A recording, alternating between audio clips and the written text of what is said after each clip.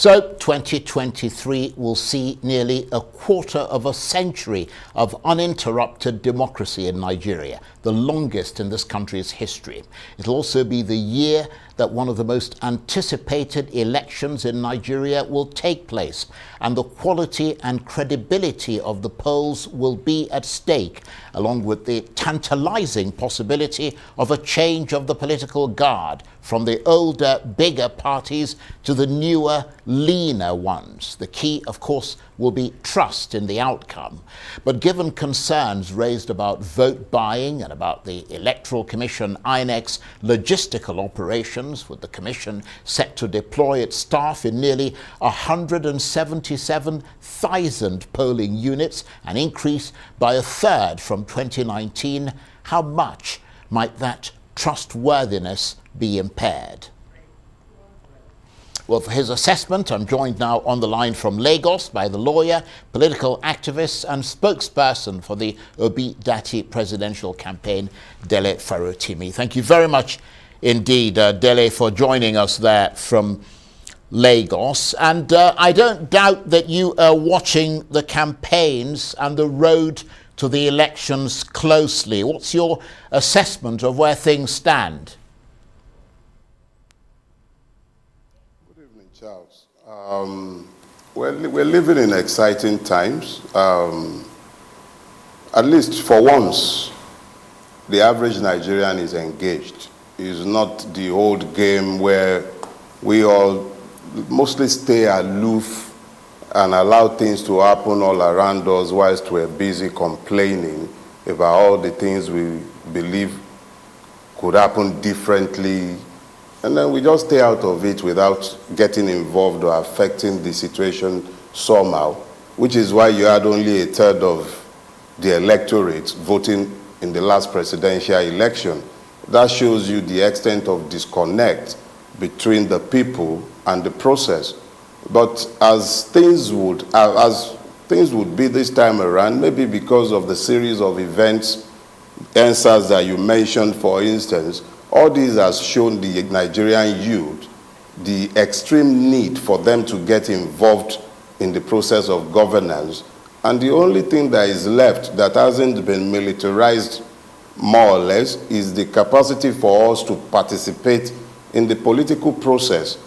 And the fact that the two big parties have fought themselves to the point where they have evolved an electoral act that should, to a reasonable extent, if implemented faithfully, it should offer some measure of confidence in the electoral process. So we're all hopeful, and even though INEC does not have a record of instilling confidence in the average Nigerian, for once, let's just say we are investing our own faith in the process, in the hope that something different might happen this time around. And given that point that you've just made, and of course bearing in mind that you represent the Peter Obi campaign, is this a precarious moment for the old guard political parties, given how intrusively the other challenging parties, including yours, Labour, appear to have moved into their sphere of political influence, a moment that may be unlike the more feeble challenges that they've had to their dominance in the past? Let's put it this way. Nigeria is approaching an inflection point in its history. And I think finally the demographic bomb has caught up with the old guards. What you have is a very young population that has been told for a long time that they are citizens of the world. But whilst they've been told they are citizens of the world, they've been denied citizenship of their own country. So all of a sudden you have the two mainstream parties, the PDP and the APC, which are essentially mirror images of each other, Siamese twins that are not in any way, shape, or form different from one another. You have them producing candidates that are almost, again, mirror images of each other. They might as well be Siamese twins. So you have this situation, and then The people themselves, determined to travel in a different direction, have more or less gone on a leadership recruitment drive. And that is what has thrown up the candidacy of Mr. Peter Obi. I am ordinarily not a politician. Ordinarily have no interest in politics. And it is the same with a lot of those of us who have thrown our lot behind Mr. Peter Obi. Is essentially those who have been denied citizenship in their own country, deciding to take their fate in their own hand, get involved in the process, and play politics unusual. Unusual in the sense that we, those of us who are usually the underdogs, we've decided to pick our own dog so that we have a top dog who has our own interest at heart. So what you are seeing is that the dominance of the traditional parties is all but over. It's all but over. They might not realize it. They can bring all the Agbero in Lagos and put them on the road and force people to go on rallies. It's not the same as when people organically grow up on their own and decide to express their support for a candidate who they see as the embodiment of their hope in a future that must necessarily be different from this dismal present in which we are living. So what you are seeing is politics in Nigeria being redefined. The person who was said to have no structure is showing that the true structure of any political organization or politician for that matter should be about persons who are queuing behind ideas, not about stomach infrastructure, not about intimidation, not about the usual game of thugs and money and bought and purchased police and army. This is not about that. We are hoping that with the deployment of beavers and the promises it holds, we will be able to shock a few people in the coming elections. Well, I have to say that the other main political parties would obviously disagree with your assessment because they see themselves as not only in the running, but as more likely to win. But in the context of the assessments that you've given, are you concerned about the issue of vote buying? Because quite a few observers, including INEC, have said that they're rather worried about it. And I understand that INEC is actually planning to deploy undercover agents to deal with the problem. I mean, someone said vote buying is no longer a menace, it is an epidemic. You see, when you look at the symptom and you then focus on the symptom instead of looking for the underlying reason, say so a man has headache, and then you keep giving him Panadol, whether it's malaria he has or typhoid or some other fever, for as long as that is left untreated, you continue to treat symptoms instead of the root cause. Why are people selling their votes? People are selling their votes because the vote had no value to them. They see nothing change about their circumstances regardless of who is coming to power. So on account of this, they just realize that, look, they've already weaponized poverty. The person is hungry. He sees nothing changing in his life, whether it's APP, APC, or PDP. So they offer him a pittance, sometimes not even enough to buy a bag of rice. In fact, none of them pays enough to buy a bag of rice now. And then they sell their vote because the vote has no value to them. It has no value, it has no relevance.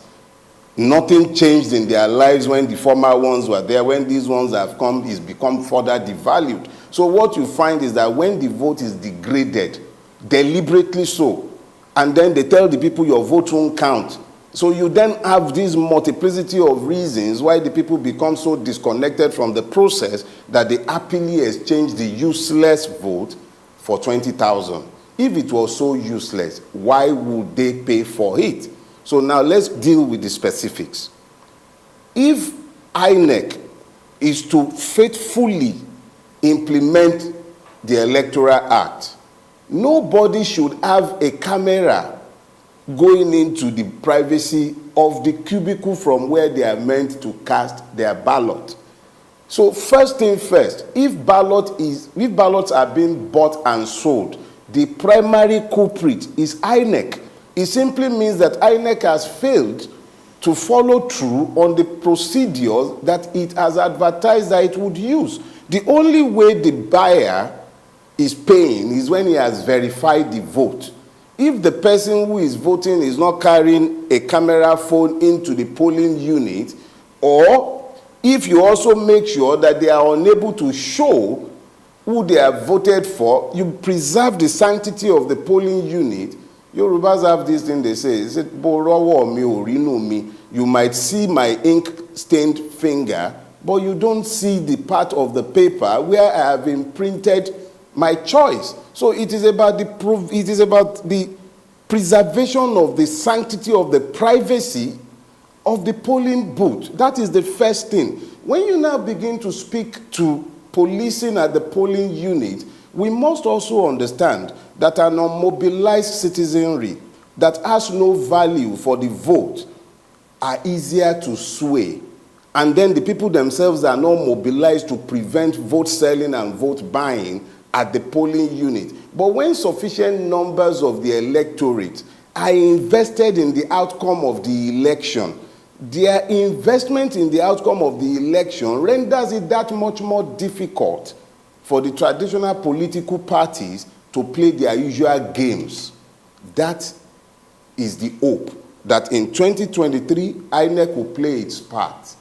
It is up to the political parties and we, the citizens ourselves, which is something most of us are not. Nigeria has no citizenship, but we must still do what we can to ensure that INEC plays its part as it should, and we will play our own as well.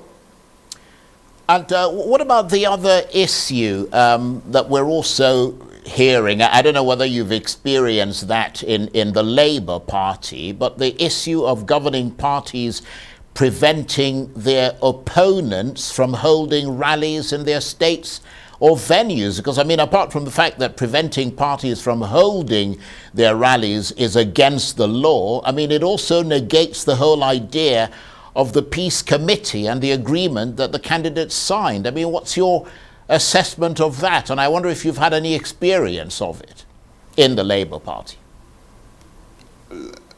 Let me say this. I have been saying for some years now, even before the beginning of the electoral season, that the problem of Nigeria has never ever really been corruption. It's always been impunity. When a person arrogates to himself the capacity to do as he pleases without any fear as to consequences or that the law would apply to them at any point in time.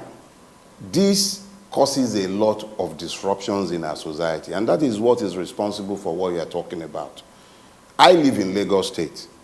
My interactions politically are grounded in Lagos State. I can really not speak to most other states, even though I've read reports about what is happening in other states, so I know it's not unique to Lagos. But what I do know about Lagos is that things are so bad. Every political party in Lagos, including the PDP, talk less of the smaller parties like the Labour Party, every political party is complaining bitterly about being muscled out of the political field in Lagos State. There are people on record refusing to accept payment for billboards simply because there are punitive measures being taken against them by the Lagos State Signage Agency. The same Lagos State is almost impossible for people to carry on their businesses in markets without the sanctions of more or less like enforcers working on behalf of the Lagos State government and the APC apparatchiks in Lagos State. I live here, so I know that it's not a level playing field. Tomorrow now, the young people are saying that they want to have a memorial for the NSAS victims and survivors. I assure you that before morning tomorrow, the entire Lekki Peninsula, particularly the toll gate, would have been militarized. Meanwhile, the same police were all over the place and they could do nothing. All the time, all the wilders happening, even in Alaba International Market today. They have nothing to say about that. MC Mushroom Pikin and his children will be playing combat on the street. They will never show up. If you say, if I have had any personal experience, I've been the recipient, not of a death threat, but I received knowledge of a murder plot against me in this state. I submitted a petition to the Commissioner of Police, to the DSS. Nothing happened. There is an unholy confluence between the criminal elements in Lagos State and the police deployed in Lagos State and the political class in Lagos State. So when you see all of this, what you find very quickly is that you are dealing with state capture, and those of us who dare to speak against that state capture live a precarious life in this Lagos State. So it's not, I don't know what is happening in other places, but I know that in Lagos State it's almost criminal to have a contrary opinion to those of the powers that be in the state. Well, I mean, in all fairness, I have to say that obviously the Lagos state government and the people that you mentioned are not here to defend themselves, and they obviously have the opportunity to do so, because that's why we are a down-the-middle news organization. But the other thing that's cropped up just recently with one of the presidential candidates is the issue of ethnicity. I mean, based on what you've seen so far, are you seeing ethnicity being exploited to win political support ahead of the 2023 elections in Nigeria? Are the ethnic warriors sharpening their weapons, as someone said? Let me say this. Ethnicity is going to be a major factor in the coming election because two of the three major candidates have nothing else to campaign with. Somebody predicates the totality of his campaign and claim to the presidency on Yoruba lo kan, Emi lo kan. First, there was a claim in the name of a tribal conclave. And then, having claimed it in the name of the tribe, it was again claimed in the name of the self. So you already have ethnicity front and center in the candidacy of that particular person.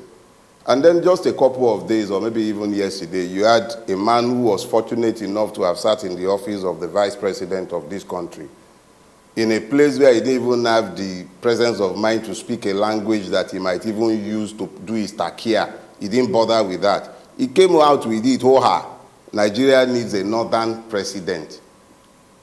You begin to see very quickly that in the absence of anything visionary to share with the Nigerian people, there is a return to base instincts. So they're using dog whistles in some cases, and in some cases they are coming out straight up and talking about it.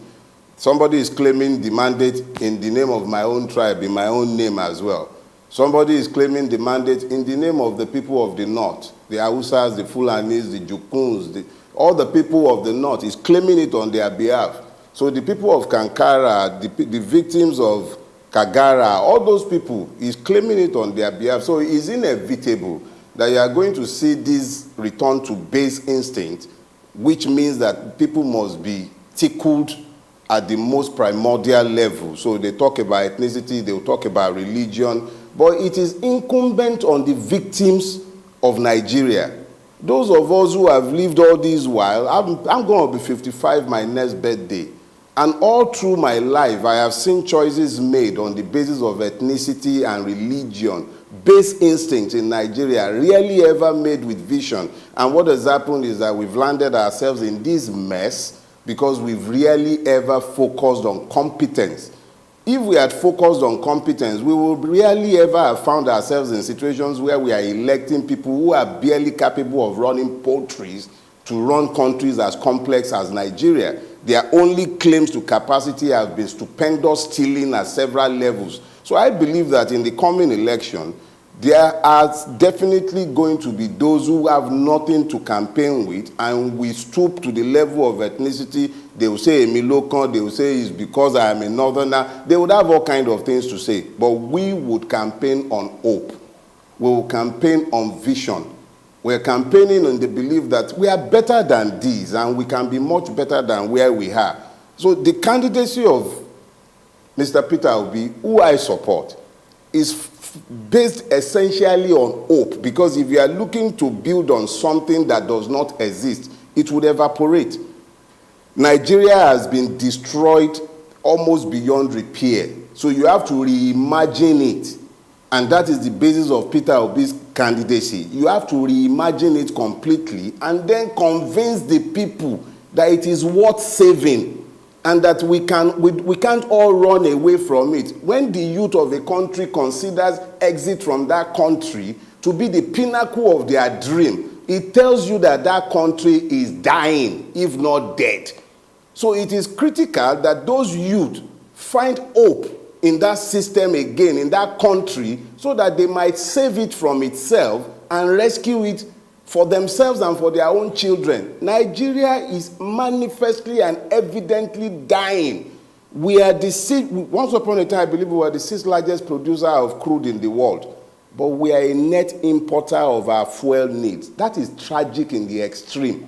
And each and every person who have been responsible for the governance of this country ought to bury their heads in shame, not even come anywhere near offering themselves again.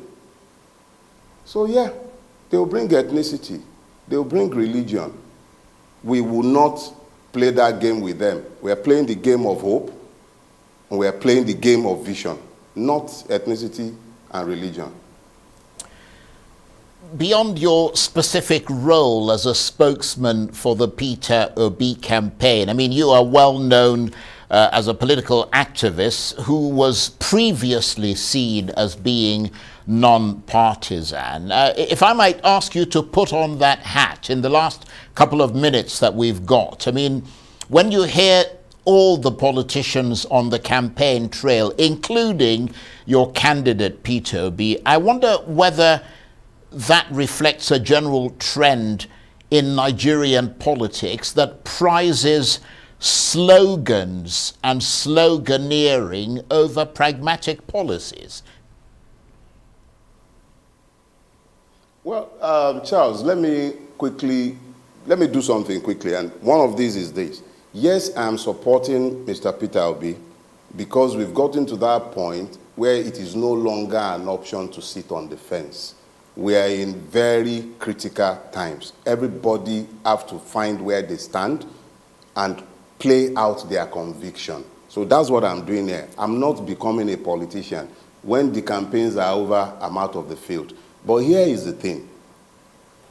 I know the process by which I arrived at my support for Mr. Peter Obi, and I was not swayed by slogans. I interrogated his vision. I demanded answers. I asked substantive questions, and I didn't ask just as Dele Farotimi. I'm a member of Afenifere. We spoke with Mr. Peter Obi, even at the level of the SLMBF, that's the Southern and Middle Belt Leaders Forum. We met with him, interrogated him, interviewed him, and we were satisfied that he represents a different path into the Nigerian future. That is the primary basis of supporting him. He's not just, I don't want anything from this. I'm not interested in political office. But I need to believe that Nigeria can be saved for my children and for every other person. That's the basis of my involvement. So the slogans that you see must be interrogated. I have interrogated Mr. Peter Obi's claims. I've interrogated the plans that he has placed forward. I've had occasion to critique some. I know as a fact that he doesn't go as far as I will go in relation to some things, but then I'm not a politician. I have the luxury of being able to express my, shall I say, desires without thinking about political correctness or without thinking about whether somebody's feathers will be ruffled or not. Right. So yes, okay. I'm not a politician, but I'm satisfied that he will take us away from where we are. Okay, you've made that point stridently. I want to thank you very much indeed, Dele Farotimi, who is a lawyer, political activist, and spokesperson for the Obi Datti presidential campaign. And he was talking to me there from Lagos.